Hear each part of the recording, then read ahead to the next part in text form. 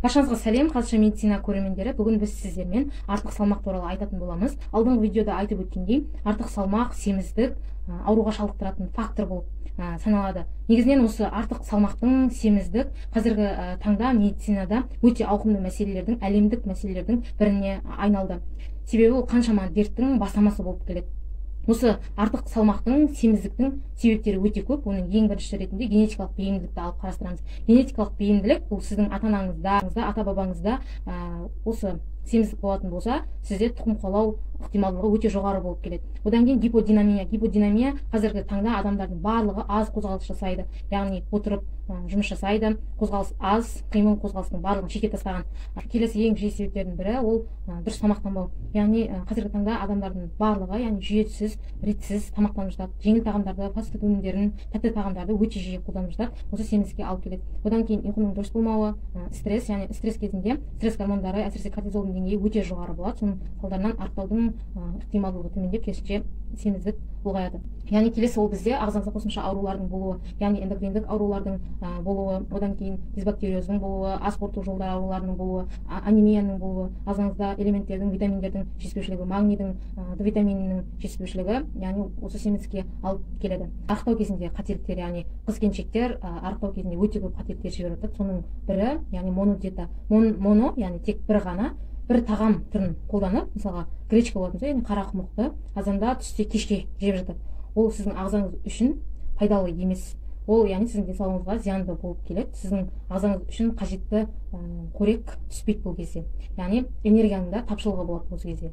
Және де одан кейін біздер алманы да қолдану. Алма тек көмір судан тұратын болғандықтан, алманы жеген кезде одан сайын сіздің қарныңыз ашады, және де оны аш қарынға жеуге мүлде болмайды. Ол да сіздің ағзаңызға зиянды болып келеді. Одан кейін осы тағамның құрамынан майлы тағамдарды алып тастау. Май десе көзіңізге міндетті түрде жаңағы семіру, семіздік, осы яғни артық салмақ елестей бастайды. Яғни сіз бұл кезде пайдалы май туралы айтылмаған. Пайдалы май бұл ағзамыз үшін өте қажет. Себебі осы майлардан біздің гормондарымыз синтезделеді. Яғни ол гормон, яғни қалқанша безі, мысалға одан өндірілетін гормондар, қалқанша безін біз дирижер дейміз, барлық мүшелерді басқарып отырады, барлық мүшелердің дұрыс жұмыс жасауын қалқанша безі қадағалайды. Сондықтан біз осы пайдалы майларды тұтыну арқылы гормондарымыз өндіріледі. Және де яғни зәйтүнді қолдану, осы өсімдік майларын қолдану, және өсімдік майлар кезінде күнбағысты бір қуырылған нені қайтадан пайдалануға болмайды. Одан кейін жануар майлары өте пайдалы. Соның ішінде мысалға қасқарда, яғни жылқының, сиырдың майлары, еті өте пайдалы болып келеді. Ал қойдың майын барынша яғни жемеген абзал, себебі оның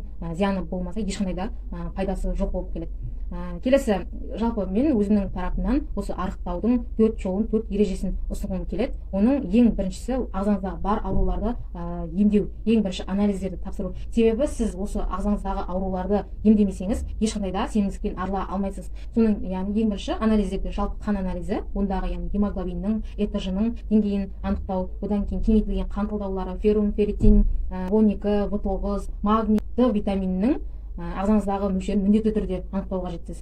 Келесі бізде осы ас қорыту ағзаларының, ұйқы безі, өт жолдары, бауыр, содан кейін олардың барлығын, яғни УЗИ-ге түсіру арқылы, және де асқазанды ФГДС-ге түсіру арқылы және де гликеленген гемоглобин, жандағы қан деңгейін міндетті түрде анықтауыңыз керек. Сіз осы семіздікке әкелетін факторларды, семіздікке әкелетін ауруларды, ағзаңыздағы жетіспеушіліктерді міндетті түрде емдеуіңіз керек. Себебі бұл ауруларды емдемеген жағдайда сіз үнемі шаршауда, стрессте, ұйқыңыздың дұрыс болмауы, соның салдарына жаңағы қимыл қозғалысының шектелісі, тамақ, энергия біткен кезде қайта-қайта тамақты жеу, осылардың барлығы сол аурудың алдын алмағандықтан, емдемегендіктен болады да, ол факторлардың барлығы семіздікке алып келеді. Сондықтан бірінші міндетті түрде анализді тапсырып, ауруларды емдеп алуыңыз керек.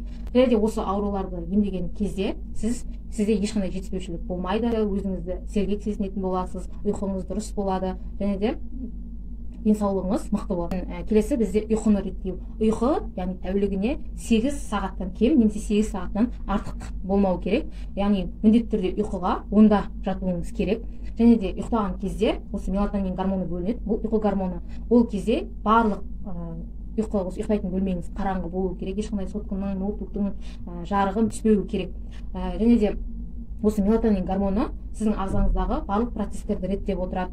Мелатонин гормоны қан қысымын реттейді, ұйқыңызды реттейді, жаңа май алмасуды реттейді, зат алмасуды реттейді, барлық қызметке жауап беріп отырады. Сондықтан осы гормонның бөлінуі үшін міндетті түрде онда ұйықтап қалуыңыз керек. Ал сіз 12-ден кейін кеш жатып ұйықтайтын болсаңыз, сіздің гормондарыңыз яғни демалмайды. Келесі күні сіз шаршап, әлсіреп, стрессте оянатын боласыз. Керісінше ол уақытта стресстің гормондары көбейіп кетеді, яғни кортизол жоғарылап кетеді. Сондықтан ұйқыны дұрыс болуы керек. Одан кейін келесі ол бізде дұрыс тамақтану. Дұрыс тамақтану қазіргі таңда адамдар жаңа айтып өткендей жүйесіз тамақтанады, және тәтті тағамдарды, фастфудты, жеңіл өнімдерді көп қолданады. Сіз тағамды 3 мезгіл тамақтануды қолға аласыз, тек бір уақытта таңғы ас, түскі ас, кешкі ас, және де тәтті тағамдарды міндетті түрде алып тастауыңыз керек. Алдыңғы видеода айтып өткеніміздей, осы тәтті тағамдарды шектесеңіз, көмірсуларды шектесеңіз, яғни оның құрамында тек қант қана емес, осы тәтті тоқаштар, торттар, сусындар, барлық осы балмұздақ дейді, барлығы осы тәтті өнімдерге жатады. Осылардың барлығын шектеп алып тастауыңыз керек. Себебі сіз бір тәтті нәрсені жеген сайын, одан сайын сіздің тағы қарныңыз ашып, көмірсуды одан сайын тағы тұтынып, ағзаңызға энергия керек болып жатады. Сол кезде сіздің артық энергияларыңыз, артық нелеріңіз осы қор ретінде, май ретінде жаңа беліңіздің айналасына жамбасқа жинала бастайды.